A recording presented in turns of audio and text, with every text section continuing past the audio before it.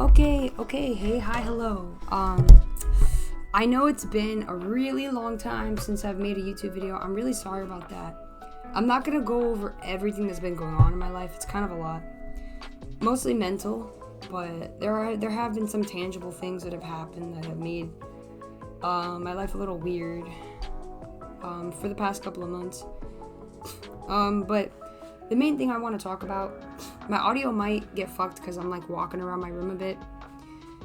It's a little risky saying this out loud because I live with a not so great parent who puts her ear to my door to like check if I'm saying anything so she could like police like my thoughts.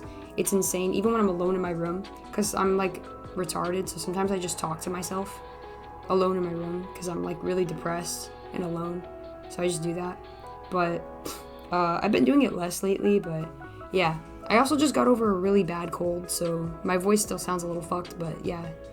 But today's video I want to talk about stagnation, and I want to talk about overcoming stagnation. So a lot of times, like you'll fucking be in a cage out of your own like volition, like you're just trapped for no reason. Like the fucking cage door's open and you're still just sitting in the cage, right? Like you're not even trying. Like it's still gonna be difficult to get out, but like but you're not even trying, right? Because you don't see a point. Like you've already lost so much time, so many years trapped in that cage, that when the door finally gets unlocked, like you don't really see a reason to live. You don't see a reason to get out the cage. But sometimes something in your mind snaps and you realize, like, if you just do these couple of steps, like, there's a way out. And I want to start this off by saying I'm starting to realize that I'm a very low maintenance person. I've been trained that way since I was very little. I don't want to get too deep into this because people don't like the topic of like narcissism because it's overused, and I respect that. I understand buzzwords are very annoying, but people don't like that topic, so I try not to like talk about it too much. But I do have a narc mom. I'm pretty sure my stepdad is too, but he doesn't really have that much power over me because he doesn't have like financial. He doesn't make any money. He hasn't made money for 7 years. He doesn't work. He doesn't do anything. He just sits in the house. But my mom, I'm like financially dependent on her, and she kind of psychologically fucked me to be in that position. Like she like made me feel guilty whenever I tried to establish independence. So yeah. But the thing is, for like 2 or 3 years now, I've noticed that because there were some pretty stark instances of that happening. But yeah, there were some blow up moments. There were some like that put me into fight or flight. Honestly, it's what happens with like narc abuse is that like you just start to go into like a coma. Like I don't know how to explain it. Like your mind just melts. Like it feels like you die. Like I don't know how to explain it. Like you just die, and it's almost like in a game when you go into like spectator mode. Like that's how it feels. Like you just died. You don't have any impact on the world around you anymore, but you're just spectating and you're watching other people play. That's how it feels like when you deal with narc abuse. I remember at a very young age, I was like I think 11 or 12. I was sitting on my doorstep outside my like shitty ass roach infested apartment when I was like 11 or 12. And I kind of like leaned my head on the back of the door and I just looked up at the ceiling of the hallway of the apartment. And I remember thinking like, I died. Today I died. I felt like I died that day. And nothing even particularly happened. I just had like a cascade of all of the isolation and pain that my mom put me through. Like just the feeling of just sheer loneliness and hopelessness. Like it's hard to really explain. Your mind becomes like mashed potatoes. Like it's hard to even come up with like a particular thing your parent did that it all just kind of comes down on you all at once when you realize. And I think I realized something was wrong when I was 11 or 12. And I just remember feeling like I died. And my life since then has been spectator mode. I think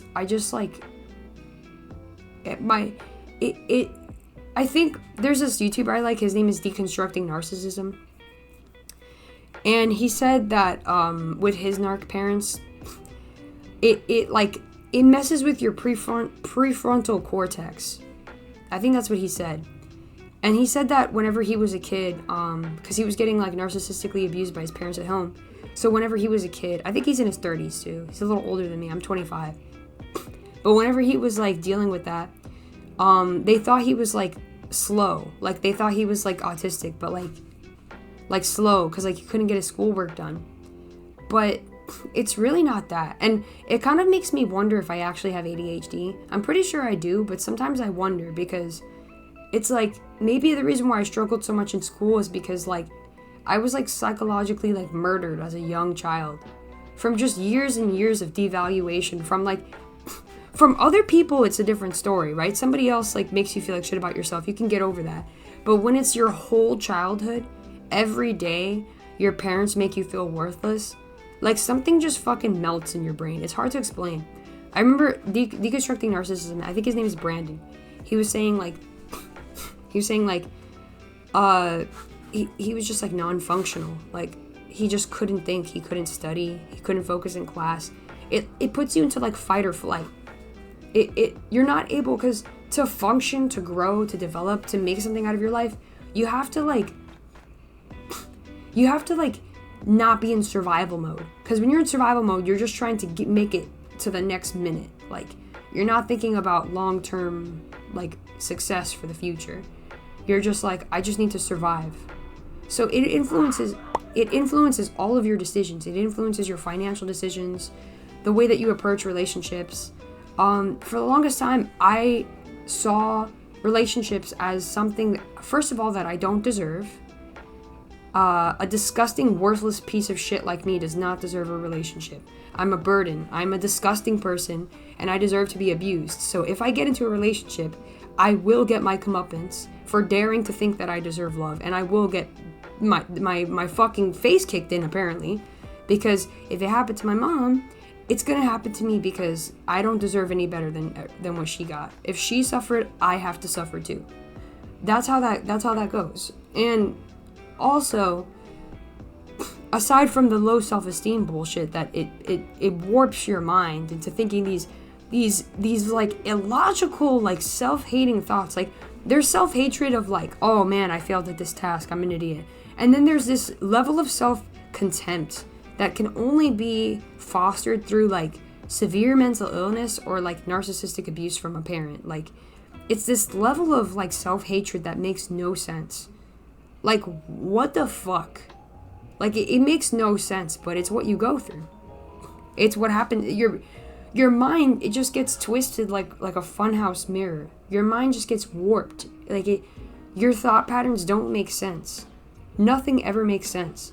Your mind will twist reality.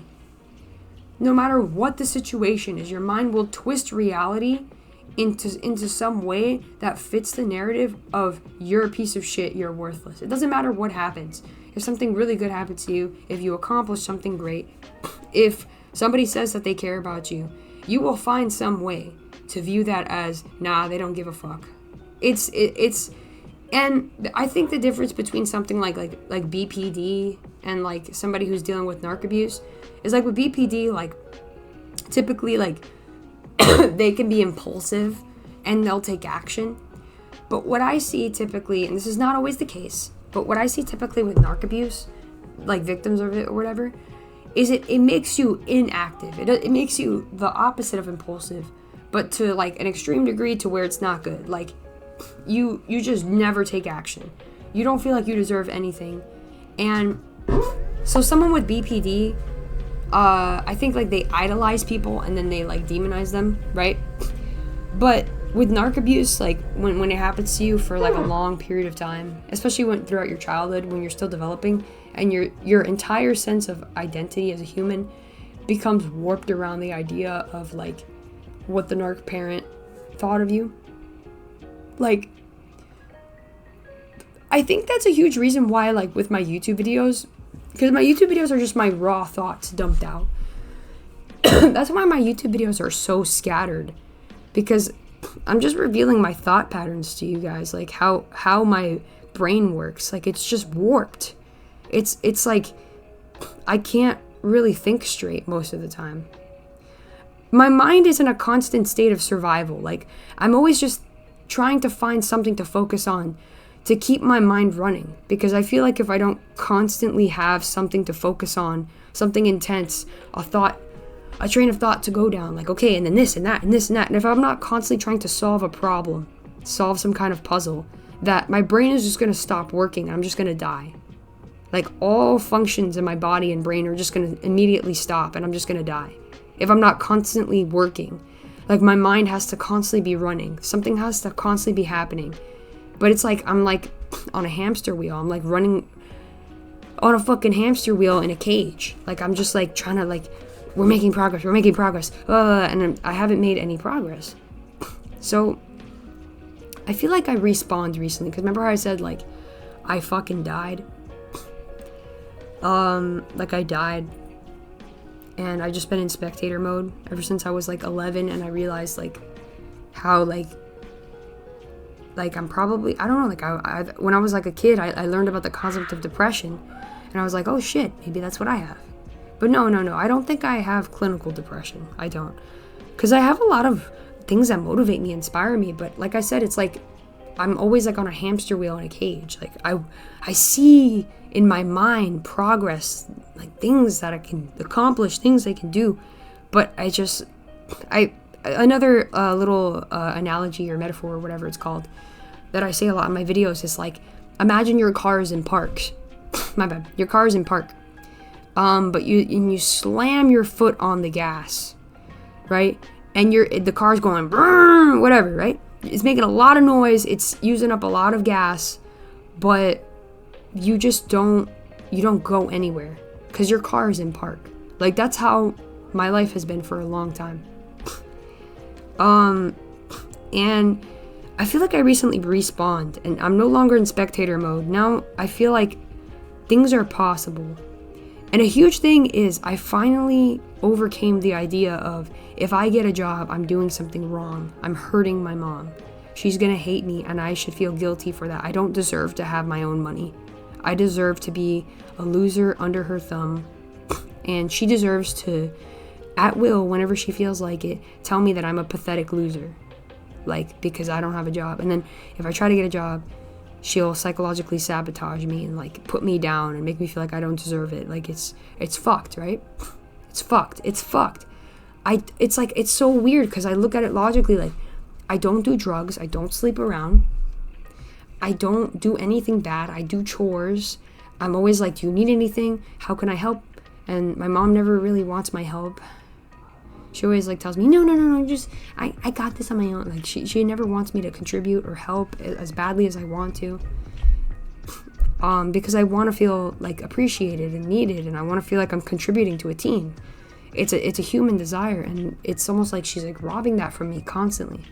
She wants me to never help out, to never do anything, to never strive for anything, so that whenever she needs an ego boost, she can tell me, you're a fucking loser. You don't even have a job. You're pathetic. There's something wrong with you. You need to go to the hospital.